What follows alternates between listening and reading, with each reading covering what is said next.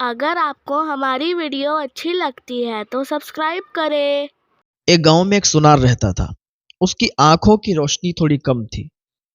वो सोने की चीजें बनाता और उनको बेचता। माली एतबार से सही था, लेकिन ज्यादा कुछ हाई फाई उसका मामला नहीं था। सही था, अपने आराम से कमाता था, आराम से खाता था। उसकी शादी हुई, मियाँ बीवी दोनों खुश रहते थे। अच्छा, जब मियाँ बीवी खुश हों, घर आबाद हों, वो तब बिगड़ते हैं जब कोई दूसरा उसमें दखल देता है, कोई दूसरा बहकाता है, कोई दूसरा उसको उभारता है कि देखो ऐसा है वैसा है। तो वैसे तो जिंदगियां सब आसानी से गुजर रही होती हैं। जब दूसरा उनमें दखल देता है तो फिर वो घर बिगड़ जाते हैं और उनमें बिगाड़ पैदा होता है। सुनार था, उसकी रोशनी कम होने लगी, यहाँ तक कि उसका काम सब बंद हो गया और उसने काम बंद कर दिया। इतना कम दिखाई देता था कि वो अब कोई चीज नहीं बना पाता था। अब इतना कमा लिया था कि बैठ के ही खाता था। तो एक दिन क्या हुआ, एक उसका पड़ोसी था। वो थोड़ा अय्याश किस्म का आदमी था और चोर भी था, बहुत बेकार आदमी था। लेकिन वो इसके घर पे आने लगा, इससे बातचीत करने लगा, इससे दोस्ती करने लगा और इस हद तक दोस्ती करी और ये भी उस पर भरोसा करने लगा। इसने उस पर बहुत भरोसा किया। वो इतनी मीठी मीठी बातें करता, इसकी तारीफ करता। कोई इंसान हो, अगर उसकी तारीफ की जाए तो वो खुश हो जाता है। तो इसकी तारीफ जब करता था नाबीना इंसान की, मतलब इसको कम दिखाई देता था, इस सुनार की जब वो पड़ोसी इसका तारीफ करता था ये खुश होता था और उसको तरह तरह की बातें करता था। इसकी बीवी के खिलाफ उसने भड़का दिया। वो जो पड़ोसी था उसने इस सुनार को इतना भड़काया कि दिखाई नहीं देता है, तू कम देखता है, तो जितना तेरे पास मालो दौलत है तू अपने बीवी के अगर जिम्मे करेगा, उसको देगा तो लेके भाग भी सकती है, तुझे वो धोखा दे सकती है। तो ऐसा कर, जितना तेरे पास मालो दौलत है वो मुझे लाके दे दो। ये इस तरीके से बहकाता था उसको, इस तरीके से उसे बताता था। वो इस पर बेइंतहा भरोसा करने लगा कि वाकई ये तो मेरा मुहाफिज है, ये तो मेरा दोस्त है, सच्चा जिगरी दोस्त है कि ये इतना सोचता है मेरे लिए। अब क्या हुआ कि इसने, पड़ोसी ने इसमें दरार डलवा दी। इन मियाँ बीवी में झगड़े फसाद, हर दिन आए दिन यही सब बातें होती थी। वो बीवी को बुरा भला कहता था, बीवी उससे कहती थी कि भाई तुम हम पर शक कर रहे हो, क्या मैं ऐसी हूं? तो इस तरीके से बातें। और वो पड़ोसी था, वो रोज उसको बहका के जाता कि देख, अपनी बीवी पे भरोसा मत करना, वो कभी भी फरार हो सकती है, तो जितना तेरे पास मालो दौलत है मुझे दे दो। तो इसने भरोसा किया और भरोसा करके जितना भी इसके पास मालो दौलत था इसने वो सब लिया और इसी अपने पड़ोसी को दे दिया। कहा भाई तुम अच्छे आदमी लगते हो मुझे, बातचीत करते हो और अच्छी तरीके से बोलते हो, मशवरे देते हो, तो जितना मेरा माल है कि मेरी अमानत समझकर अपने पास रख लो और अमानत में खयानत मत करना। उसने कहा कैसी बात करते हो यार, तुम हमारे दोस्त हो, पड़ोसी हो, हम तुम्हारी अमानत में खयानत कैसे करेंगे? हम नहीं करेंगे, आप हमें दे दो। तो 5,000 दीनार थे इसके पास, टोटल रकम। इसने जितना था इसके पास, जो 5,000 दीनार, वो सब एक थैले में पैक किए और इसको दे दिए अपने पड़ोसी को, अपनी बीवी को बगैर बताए। तो कहा ये तुम अपने पास रख लो, तुमने सही मशवरा दिया, हो सकता है कहीं मेरी बीवी लेके फरार हो जाए। तो बीवी पर भरोसा नहीं किया और उस पर कर लिया, पड़ोसी पर, जो कि अय्याश, जानी, चोर, सारे ही उसके अंदर ये जुर्म थे। तो उसने वो जब सोना लिया तो खुश हो गया, उसकी चाल यही थी और वो इसीलिए इससे करीब हो रहा था, इससे कुर्बत इख्तियार कर रहा था कि इसका जितना माल है वो हड़प कर लेंगे।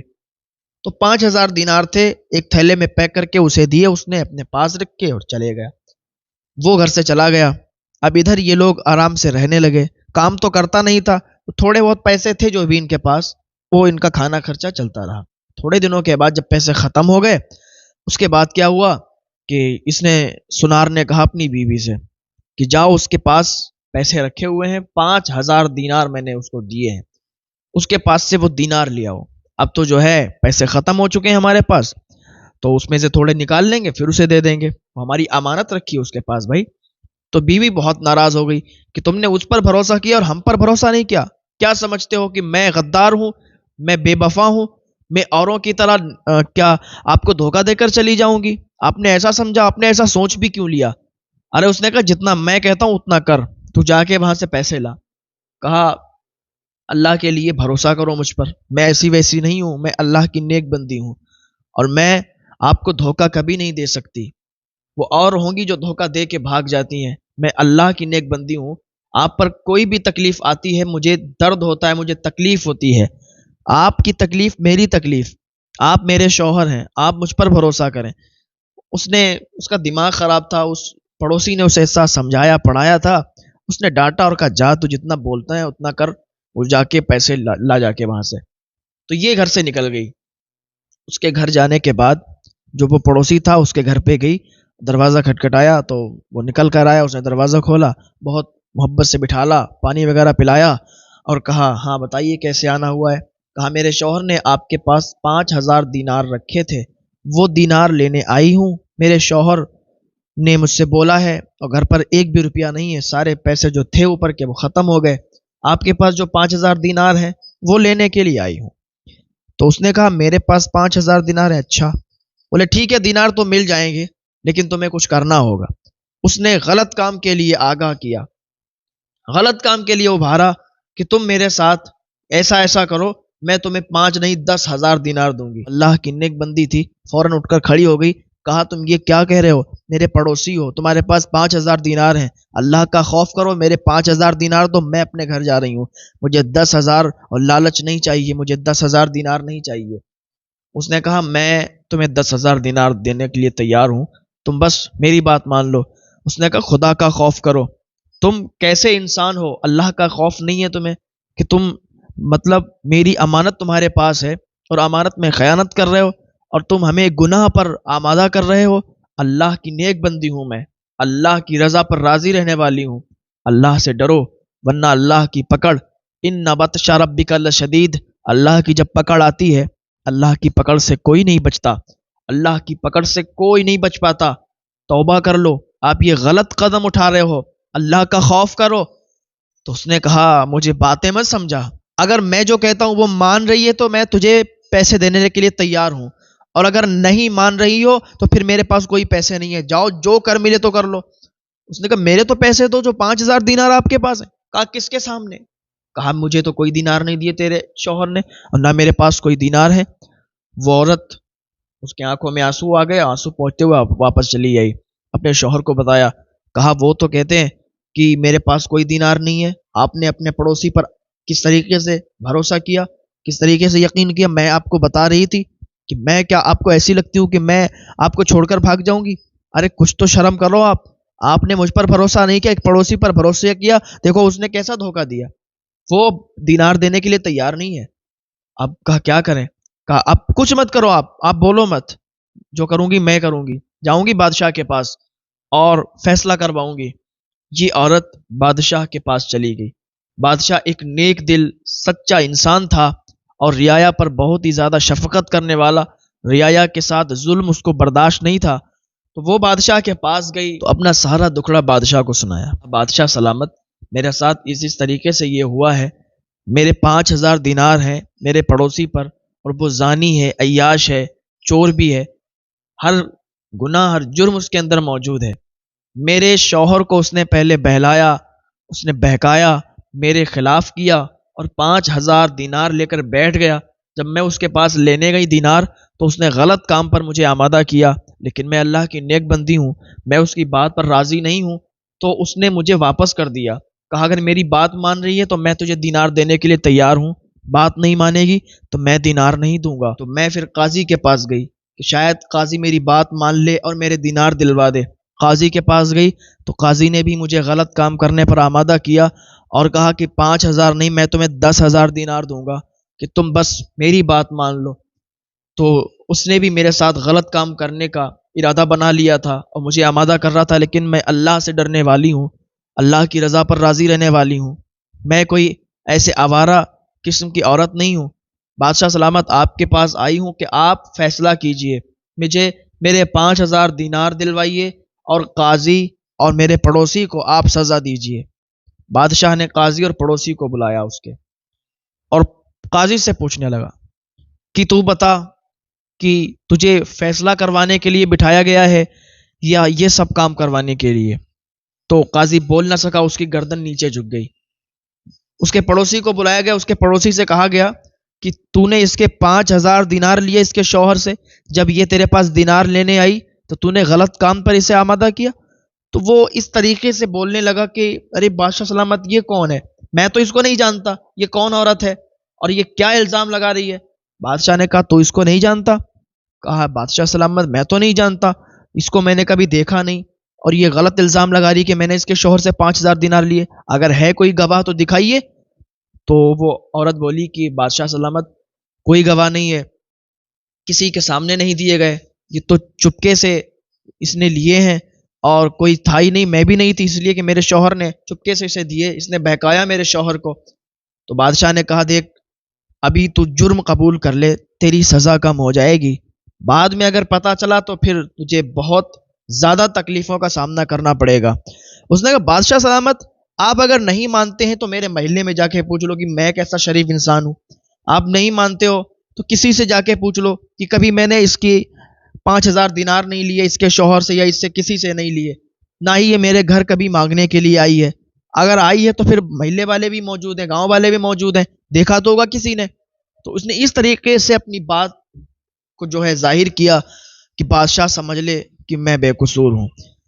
تو اس نے کہا اچھا ٹھیک ہے، تو قصور بار نہیں ہے، تو بے قصور ہے؟ کہا جی حضور، مجھ پر غلط الزام لگایا جا رہا ہے، میں ایک شریف انسان ہوں۔ بادشاہ نے کہا ٹھیک ہے، تم دونوں کو باعزت بری کیا جاتا ہے۔ وہ دونوں چلے گئے، عورت مایوس ہو گئی، آنکھوں میں آنسو لے کر واپس آئی۔ بادشاہ وزیر کو بلاتا ہے، اور بلانے کے بعد کہتا ہے کہ جاؤ اس کے یہاں اور اس سے کہہ دو جا کے کہ بادشاہ نے تمہیں یاد کیا ہے، رات کے ٹائم وہ بادشاہ سے مل لے جا کے۔ وزیر گیا، جانے کے بعد کہا کہ ایسا ہے کہ تمہیں بادشاہ نے طلب کیا ہے، رات کے ٹائم بادشاہ سے مل لینا جا کے۔ جب اتنا اس نے سنا تو وہ ڈر گئی، کہا لگ رہا بادشاہ بھی ایسا ہی ہے، بادشاہ بھی اسی طریقے کی کوئی ڈیمانڈ کرے گا۔ وہ بڑا ڈر گئی، کانپنے لگی۔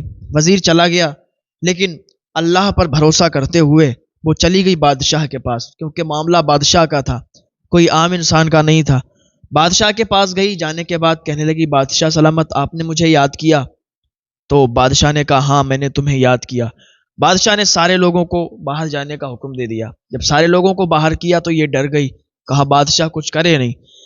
تو جب ڈری تو اللہ کی بارگاہ میں اس نے فریاد کرنا شروع کر دیا، اے پروردگار عالم مجھے تمام خرافاتوں سے بچا لے، اے مولا میری حفاظت فرما۔